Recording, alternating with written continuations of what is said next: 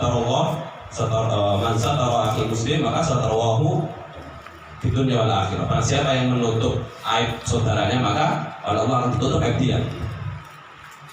Bahkan ada hadis lagi, man tatabba awrata akhihi al muslim tatabba Allahu hatta yuflihahu walau fi jawfi baik walau fi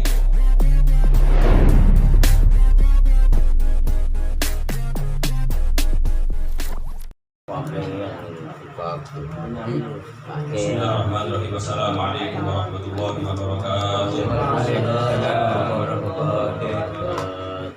Alhamdulillah nahmaduhu wa nasta'inuhu wa na'udzu billahi min shururi anfusina wa min sayyiati a'malina. May yahdihillahu fala mudilla lahu wa may yudlil fala hadiya lahu. Asyhadu an la ilaha illallah wahdahu la syarika lahu wa asyhadu anna sayyidana Muhammadan abduhu wa rasuluh. Jadi semua. Allahumma shalli wa sallim ala sayyidina Muhammad wa ala alihi wa sahbihi wa sallim. Subhanaka la ilma lana illa ma 'allamtana innaka antal alimul hakim. Rabbi shrah li sadri wa yassir li amri wahlul 'uqdatam min lisani yafqahu qawli. Amma ba'd. Yang kami hormati para alim ulama, yang kami hormati para sesepuh jami'ah muslimin, yang kami hormati semua hadirin khususnya sahibul hajah. Semoga dimudahkan oleh Allah Subhanahu wa taala semua urusannya. Wa Rasulullah sallallahu alaihi wasallam kullu ummati mu'afa ila al-mujahirin. Rasulullah bersabda bahwasanya setiap umat itu akan aman-aman saja atau akan diampuni oleh Allah kecuali mujahirin. Siapa muhajirin itu? Yaitu orang-orang yang menceritakan dosa yang telah dia lakukan. Itu orang-orang yang menceritakan atau menyebarkan apa yang dia lakukan dari dosa-dosa. Jadi di sini sangat penting. Kenapa yang diampuni oleh Allah atau orang-orang yang akan aman, yaitu orang-orang yang menyembunyikan dosanya. Kenapa? Yang pertama, yang namanya dosa itu merupakan aib atau celah. Aib atau celah. Yang mana oleh Allah sudah ditutup semenjak dia melakukan dosa. Oleh Allah ditutup. Tapi ketika dia menceritakan pada orang lain, tadi dia sudah merusak tutup yang ditutup oleh Allah Subhanahu wa taala.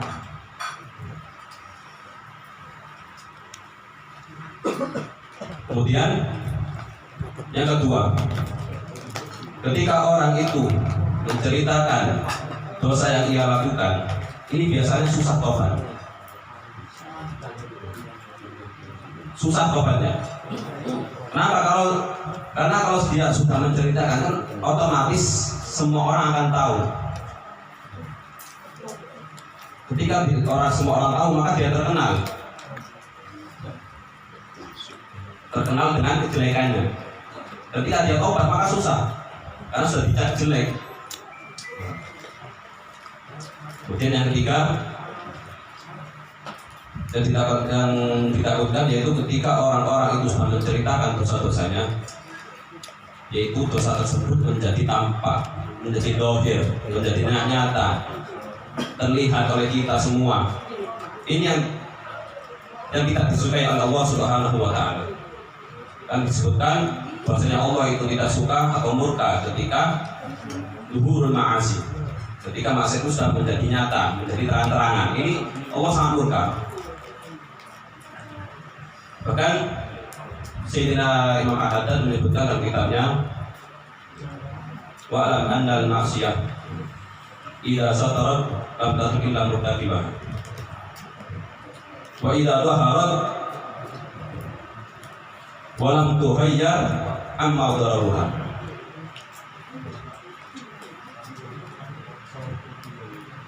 Kata Imam Haddad, jadi ketika maksiat itu tersembunyi, maksiat itu tersembunyi, tidak ada orang yang tahu, maka tidak akan mendapatkan pengaruh yang negatif atau tidak akan mendapatkan bala dari Allah kecuali si pelaku. Jadi yang akan mendapatkan efek atau pengaruh yang buruk itu pelakunya saja. Akan tetapi ketika dosa itu sudah menjadi terang-terangan, walam tughayyar, dan tidak ada yang mengingatkan, tidak ada yang mengubahnya, dibiarkan begitu saja, maka amma dararuha, jadi semuanya kena, baik si pelaku maupun orang-orang di sekitarnya yang mengetahui. Dan yang paling bahaya ketika semua menceritakan dosanya, akhirnya dosa tersebut yang memang awalnya dosa kemudian terang-terangan, kemudian orang ini menganggap hal yang biasa. Ini yang paling bahaya. Sampai orang melakukan menjadi hal yang biasa, bahkan yang lebih parah lagi menganggap hal tersebut dibolehkan. Ini yang paling bahaya. Sebutkan dalam kitab Taufik bahwasanya ketika orang itu menghalalkan perkara yang haram yang sudah disepakati oleh ulama, maka dia sudah keluar dari Islam atau istilah murtad. Ini yang paling bahaya. Jadi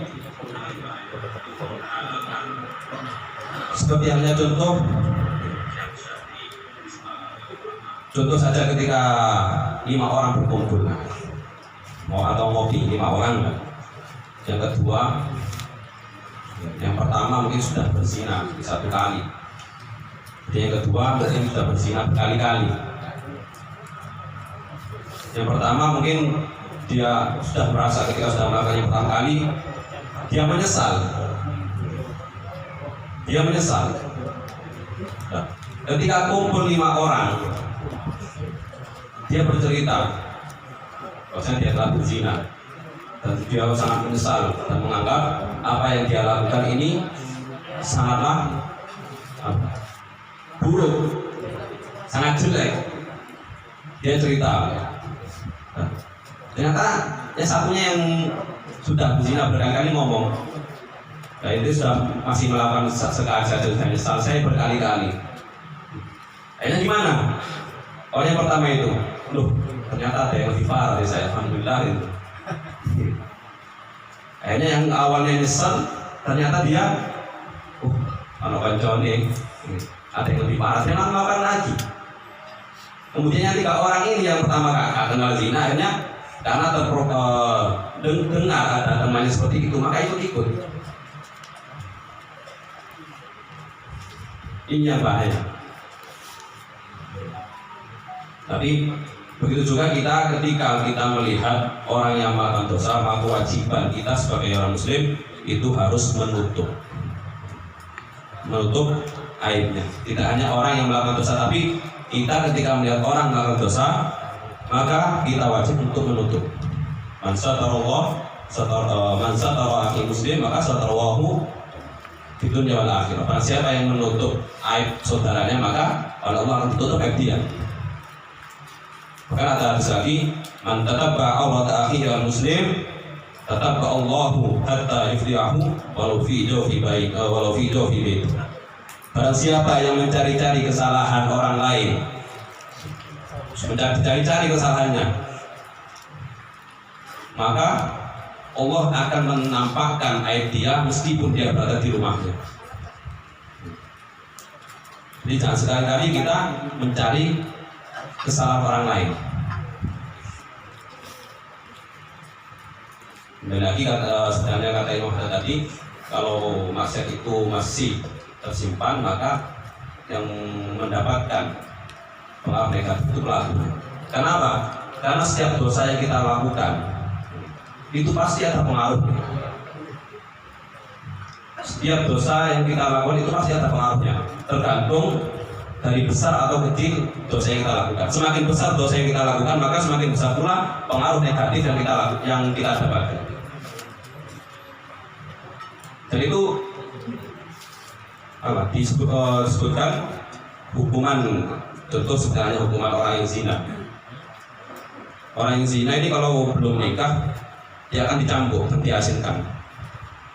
Tapi kalau sudah nikah, kalau dinamakan zina muhsan, maka dirajam, dibunuh, dirajam dengan dipendem separuh badan dan dilempari dengan batu kecil dengan sampai mati. Kenapa kok beda? Karena pengaruhnya ini akan berbeda. Yang pertama dia kan masih belum menikah, yang kedua sudah menikah. Jadi ketika Allah memberikan hukuman berbeda, pasti yang pengaruh yang dia dapatkan itu berbeda. Jadi kalau orang yang sudah menikah itu berzina, ini luar biasa. Pengaruhnya sangat luar biasa. Dalam keluarganya dia tidak akan bahagia. Bahkan melihat istrinya itu jijik. Padahal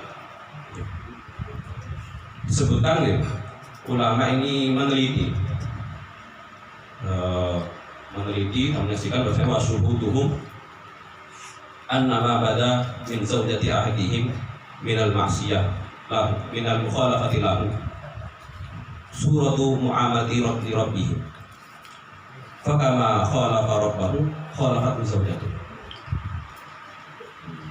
Jadi secara umum ketika seorang suami atau seorang laki-laki yang statusnya sudah menjadi suami, ketika dia itu melakukan suatu perbuatan yang melanggar syariat atau melakukan dosa, maka secara otomatis istrinya akan membangkang mata suami, akan berani, karena kelakuan seorang suami terhadap Tuhannya, terhadap Allah Subhanahu wa Ta'ala, ini merupakan cerminan. Jadi kelakuan seorang istri terhadap suami ini merupakan cerminan bagaimana dia bermuamalah dengan Allah. Kalau dia baik, maka istrinya akan baik. Kalau dia sering melanggar syariat, tidak mau sholat, tidak mau puasa, dan lain sebagainya, maka istrinya otomatis. Nah, kalau seorang suami tidak baik, istri tidak baik, otomatis anak tidak baik. Dan sebaliknya, kalau suami baik, istri baik, anak baik, ya, maka otomatis umat ini akan baik. Karena terbentuknya umat yang baik itu berawal dari rumah, keluarga. Maka ini perlu diperhatikan.